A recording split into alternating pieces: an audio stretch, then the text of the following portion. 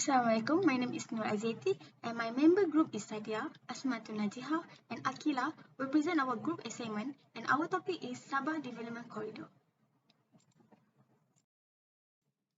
For the introduction, the S5 Development Corridor have been inspired and established countrywide by Datuk Seri Abdullah Ahmad Badawi, Malaysia former Prime Minister.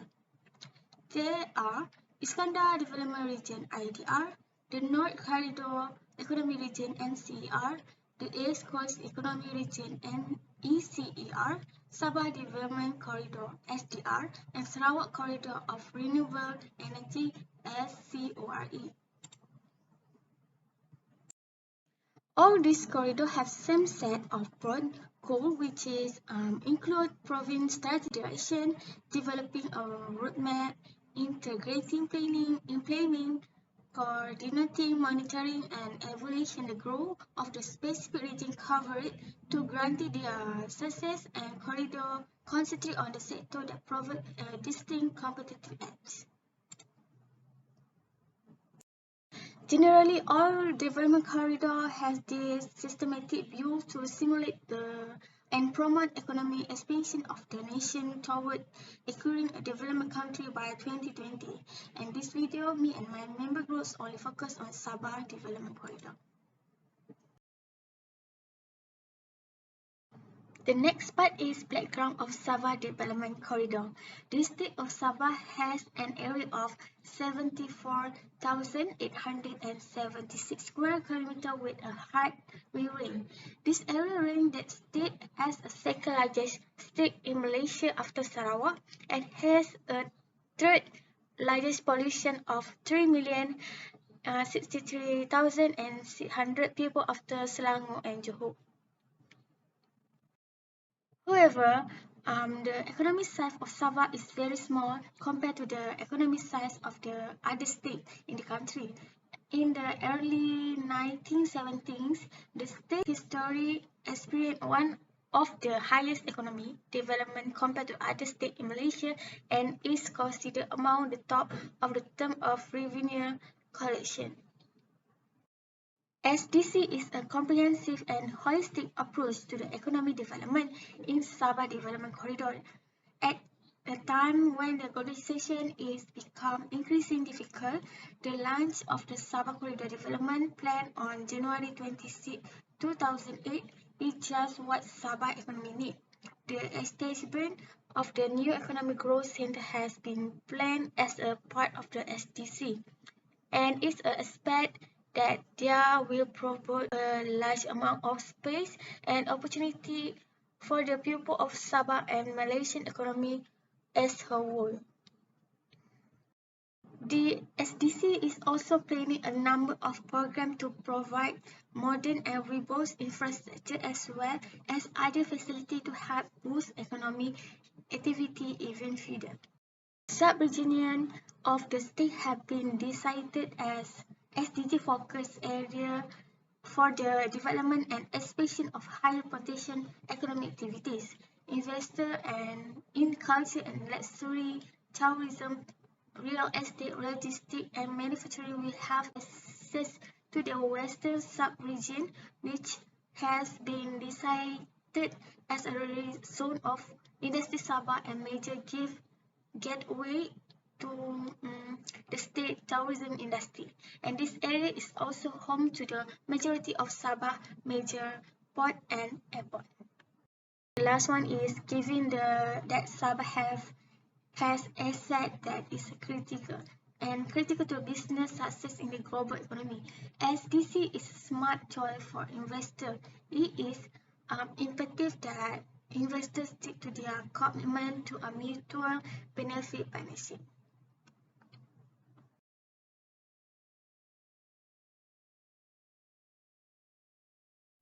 Assalamualaikum warahmatullahi wabarakatuh. My name is Nur Akila Shafiqa binti Murad and my menstruate number is 279040. I will presenting about the core business of Sabah Development Corridor. Sabah Development Corridor was established to enhance the quality of life of the Sabah community by boosting Sabah's economic growth. encouraging regional balance and bridging the rural-urban divide while ensuring the state's resources are managed sustainably. In terms of economic sectors and in accordance with the Hala 7, the four main sectors that have been identified as growth drivers in the SDC are logistics, tourism, agriculture, and manufacturing, according to Dullah Muluk, Qasim Mansour, and Maury Colgate 2015. According to Cambridge Dictionary, logistics is the process of planning and organizing to make sure that resources are in the places where they are needed, so that an activity or process happens effectively. The logistics industry is critical to the advancement of industrialization and international trade. At this moment, the logistics sector in Sabah is still in its development level and focusing on seaports. There are 8 seaports in Sabah, which are Kota Kinabalu Port, Sapangar Bay Oil Terminal, Sapangar Bay Container Port, Kudat Port, Sandakan Port, Lahad Datu Port, Kunak Port, and Tawau Port. All these seaports are operated by Sabah Port Sdn Bhd (SPSB). First challenge is regional competition. Both Sarawak's Bintulu Port and Brunei's Muara Port are competing for the title of regional transshipment port. Both have embarked on significant port expansion plans in order to compete for the role of regional hub. Secondly is high cost of shipping. This is because insufficient container volume has resulted from a lack of manufacturing and downstream processing activity. Import containers are twice as large as export containers, resulting in freight prices being impacted by ships returning half empty. Lastly is infrastructure lagging. This is due to Sabah's inland transportation system and infrastructure are behind the times, limiting the logistics industry's expansion. There are few strategies that have been implemented to overcome the challenges. Firstly is enhanced cost competitiveness of SBCP. The high cost of shipping is frequently regarded as the key barrier to attracting investment in Sabah's industrial operations. As a result, it's vital to lower shipping costs by consolidating Sabah ports to assure a necessary level of container throughout in a single site. Secondly is put Sandakan as the regional trade hub. Sandakan is well positioned to be a regional trading hub because of its strategic location between affluent North ASEAN markets like Japan, Hong Kong, and China, and the resource-rich area of Kalimantan, Brunei, and the southern Philippines. Last strategies are establishing the Sapangar Free Zone as a catalyst for Sabah industrial growth. This is because SBCP and a portion of KKIP will be classified as the Sapangar Free Zone in order to boost industrial growth, especially resource-based industry and downstream agriculture processing (SFZ). Next is tourism. According to Cambridge Dictionary, tourism can be defined as the business of providing services such as transport, places to stay, or entertainment for people who are on holiday. By 2025, the tourist objective is for Sabah to be one of Asia's most livable locations. There are a few strengths of Sabah that can help tourism industries grow. Firstly is natural resources. This is because Sabah biodiversity contributes greatly to Malaysia's status as one of the world's 12 major biodiversity hotspots. It is home to a number of environment and animal protection zones and parks, including Mount Kinabalu, Southeast Asia's highest peak. Secondly, is rich with culture and heritage. This is because there are many ethnic in Sabah like Kadazan Dusun, Murut, Bajau, Ronggos, Lundayeh, and Melayu Brunei. Next is challenges to operate tourism industries. First challenge is support for tourism industry operators. This is because the private sector is a major driver of tourism in Sabah in terms of to attract and promote private sector investment. It is critical that the services like infrastructure support, notably utility services such as water supply, power, and trash disposal, be improved. Other than that is services for visitors to Sabah. Except for Kota Kinabalu and the major cities of Sabah, most inland tourism spots are inaccessible via sealed highways. Upgrades are also needed for tourism infrastructure and facilities. To overcome these challenges, Sabah Development Corridor can improve Sabah standing as a premier eco-adventure destination and create new tourist products signature resorts. Next is agriculture. According to Cambridge Dictionary, agriculture can be defined as farming. By 2025, the objective for agriculture is to establish Sabah as a center of excellence and commerce for agricultural goods in Asia. Sabah have great key strengths in agriculture. The first one is suitable natural conditions. This means that Sabah has vast swaths of land that are excellent for agriculture due to favorable weather and terrain conditions. Next is Sabah also have a natural supply of marine life. This is because Sabah is Malaysia's longest coastline with more than 3/4 of its borders bordered by water stretching for over 4,300 kilometers. The challenges that agriculture sector face is smallholder farmers do not apply good agriculture practices and technology. In order to improve this, farmer receive aid from the state government in the form of incentives, subsidized technology transfer, tools, and training. Despite some advances, farmers will still have space to enhance their skills and practices, resulting in larger yields and higher quality food as demanded by big purchasers such as supermarkets and hypermarkets.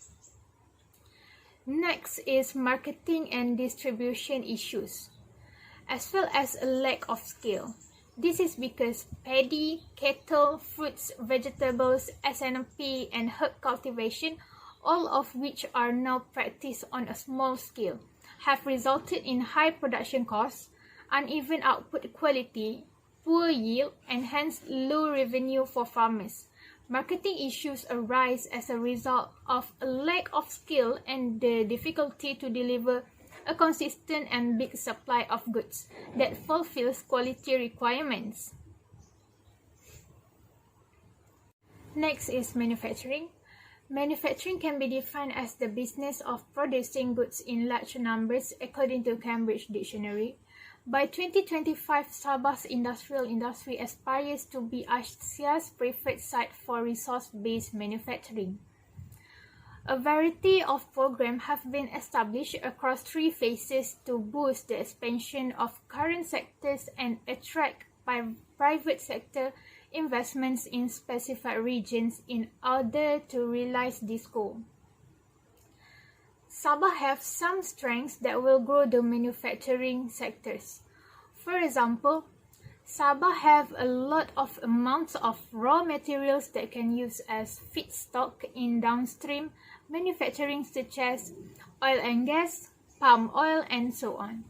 Other than that, it is situated situated in the middle of two important economic areas like Japan, Korea, Taiwan, Hong Kong, and China are all prosperous markets in North Asia.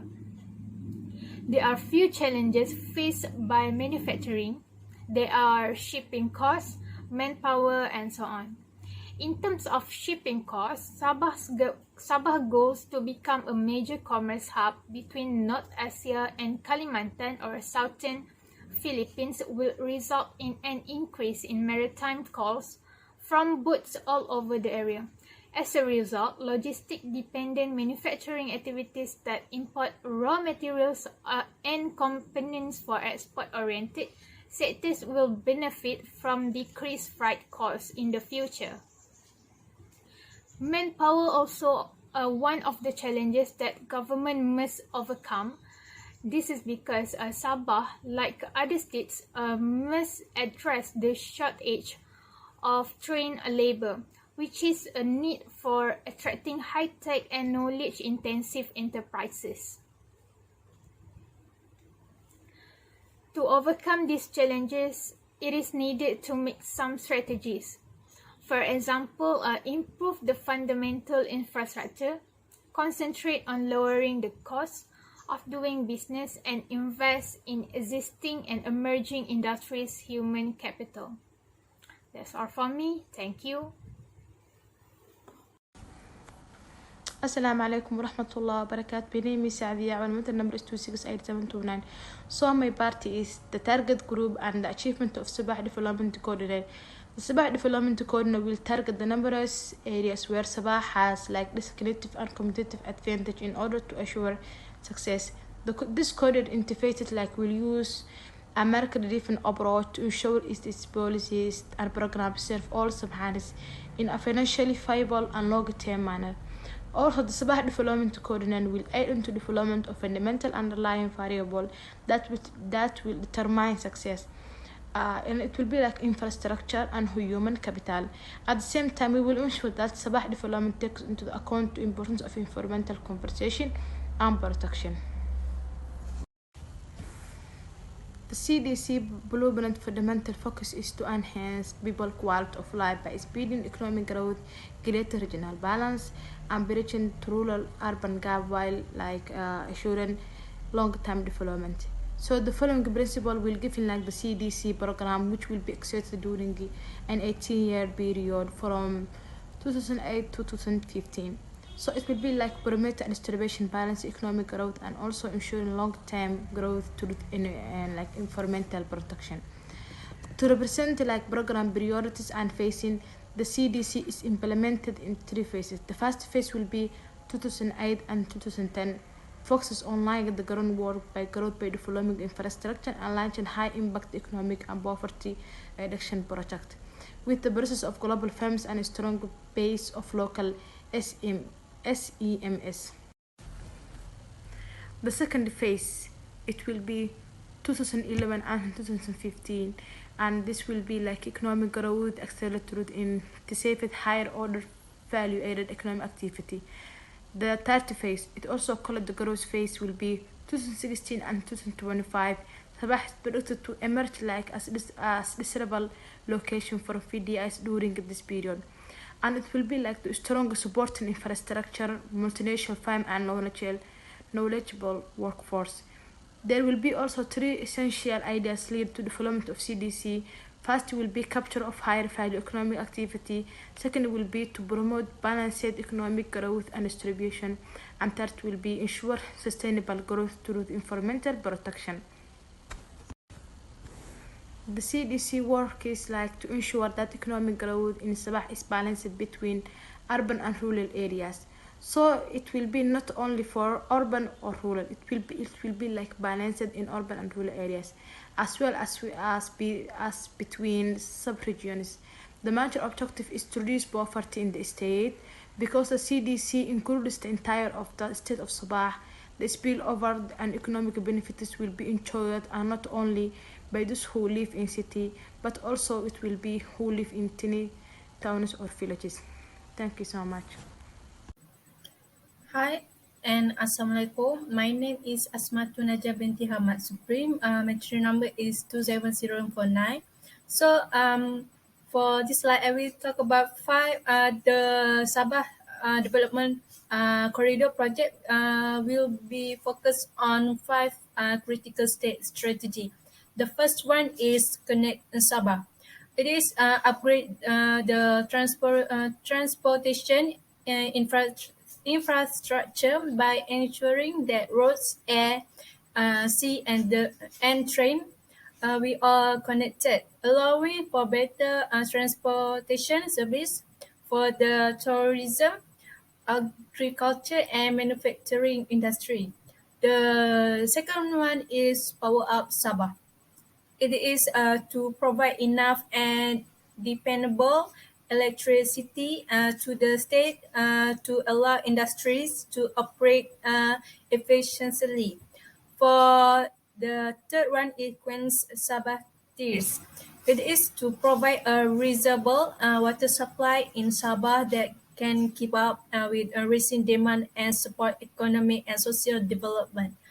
For number four is invest in Sabah talents. It is to prepare the state for its knowledge intensive business, including as manufacturing, agriculture, and tourism by building a strong talent pool that will allow this industry to reach their full potential. For the last one is Edge data connectivity. It is to ensure that Sabah is equipped and capable of keeping up with ICT advance so that the sector can remain competitive and the digital divide between rural and urban areas may be resolved. Meanwhile, the Sabah Development Corridor's main focus is infrastructure. It is every effort will be made to ensure the implementation is done is an environmentally sustainable manner. Um,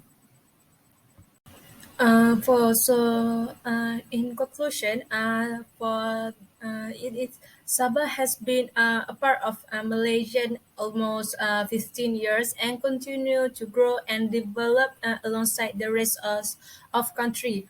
That we can see Sabah has transformed from a poor state to a thriving one with exceptional development in a wide range of industry. This might be ascribed to the fact that Sabah Development Corridor has been working on a number of different activities. And the second one is the federal government is investing billions of dollars to improve the state infrastructure and cut the business costs. That is by me developing an investment environment and putting in a place that necessary infrastructure essential is if the private sector is to participate. Basically, this is what was done in the first part of the project in order to ensure the long-term viability of numerous Sabah development corridor. In initiative, the private sector have stepped in. The fourth is Sedia has stepped up its effort to launch investment to Sabah sign the second phase of the Sabah Development Corridor begun. State sponsor MITI and MIDA lead MIDA investment and trade mission have been a major feature of Sedia's recent activity. As a result of this mission, significant investment have been made in the Halatuju Agenda and the Sabah Development Corridor. In tourism, agriculture and manufacturing, agriculture and the key industry, situated within the strategic development area of Sabah Development Corridor. For the last one is Sabah's growth will follow suit the rest of Malaysia's as the nation continues to grow and develop. By this means, the Sabah Development Corridor's 80 years plan may make Sabah a gateway for commerce, business, and tourism in the region by 2025 if all goes according to the plan. Okay, that's all from me. Thank you.